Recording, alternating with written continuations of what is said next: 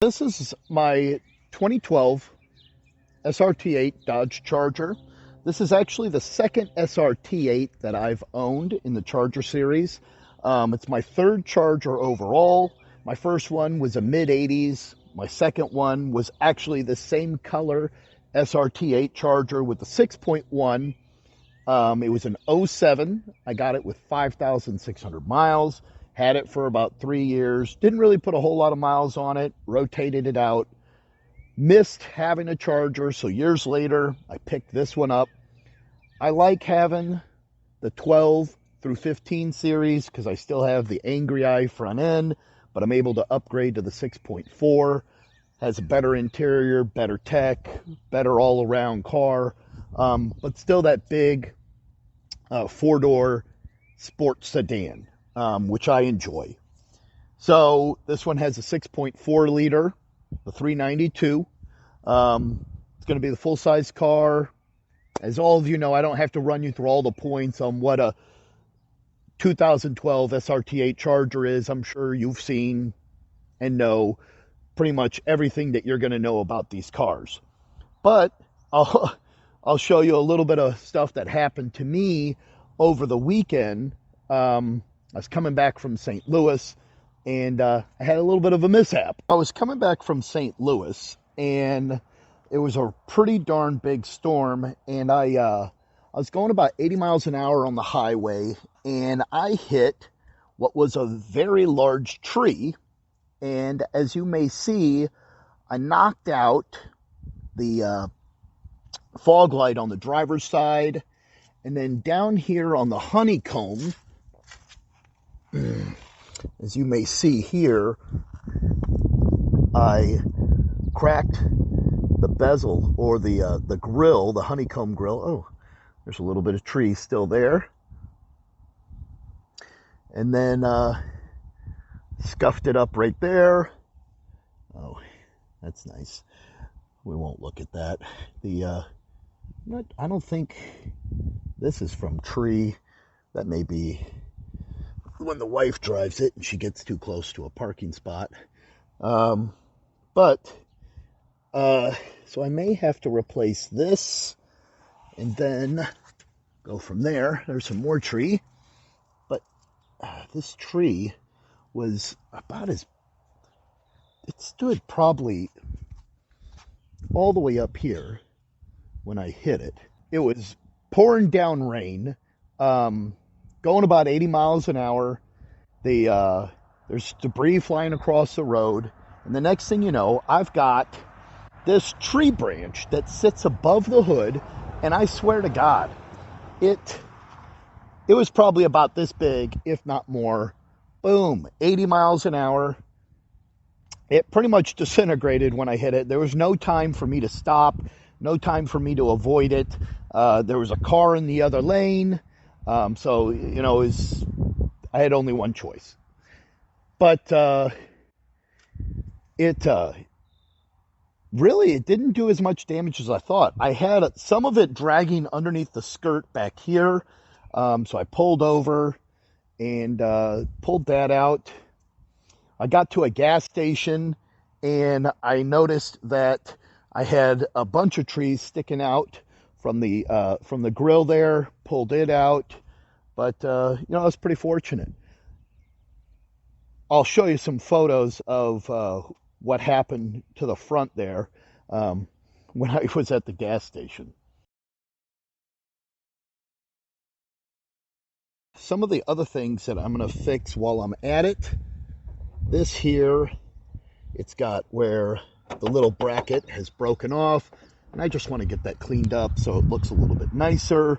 And then some of the other things, car's dirty, but some of the other things that I have noticed, it's starting to flake all along here where I don't know if this is just a wrap or if it's a paint or something like that, but I'm going to fix that. Over here on the passenger side, you can see it's doing it as well, and it's coming off, so I'm going to need to fix that. That shouldn't be too difficult. I don't see that being a problem. Tires are getting a little bit low on tread. I got a tire tool inside, so I'll have to check that and see what we're sitting at. All right, so I got my tread depth tool, and when I check it, let's see here, it puts me right around, get that to focus. So what that does is that puts me right around 5:30 seconds. So I'm going to need to probably get these changed out here, in the next month or two, maybe this summer is what I'm thinking. So they're a little dirty right now. Just got back from a road trip. Didn't have an opportunity to clean the car because it's kind of gloomy outside, so there's no point in it. But yeah. So this car has right over 52,000 miles for 2012. That's not too shabby. Let's go ahead and kick that on. All right, so let's run through some of the info here. One trip, actually. So I'm kind of a nerd when it comes to this. So what I do is I'll run either a trip or a tank where I'm running basically between tank fill-ups or trips. This was for the trip, so I did 600 miles, just under 600 miles. And then trip B, that is I like to do when I buy a vehicle. So on this one, I just rolled over the other day from the point of when I purchased it. So 10,000, it flipped over. So I got 10,500 that I've put on since I've owned this. I bought it in September of 19. So is that right? Was it September of 19? Yes, September of 19. So what is that? Put me at like around 20 months, thereabout. Okay.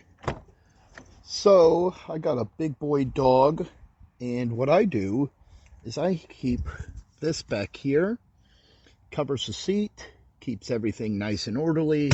He's 130 pounds, so his giant nails don't tear up the seats.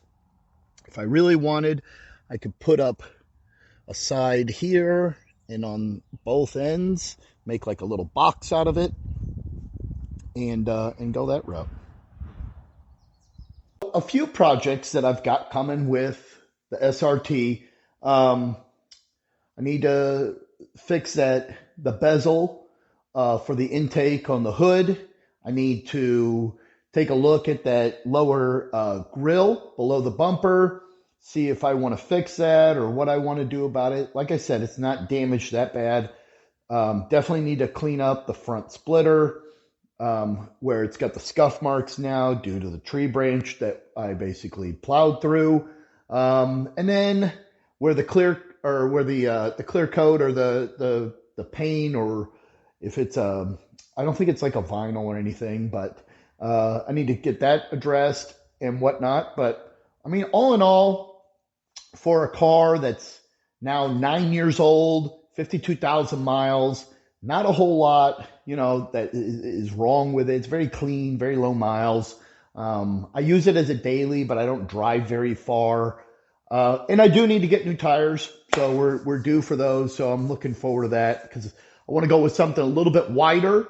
Right now it comes factory with those 245s and maybe a 275 or something like that is what I'd like to see.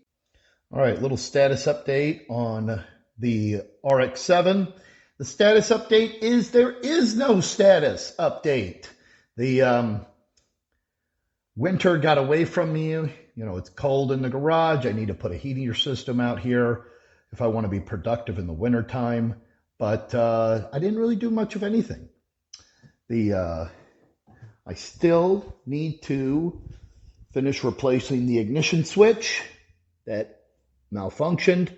I need to replace the seat skins, and I moved the carpet kit as well as the weather stripping for the doors and the windows into the back. And as you may see, I have my battery back here that I went ahead and got fully charged. Didn't put it back into the engine compartment, just put it back there so that we didn't run into it getting discharged. But yeah, the status update on the RX-7 project is no status update to report. Current status as the previous status. I hope you enjoyed today's episode of Rob's Garage. If you would, go ahead and hit that like button, and if you want, leave a comment. Let me know what you thought. And if you'd like to see more episodes, make sure to hit subscribe. And if you want, go ahead and share it with your friends. Until next time, this is Rob's Garage.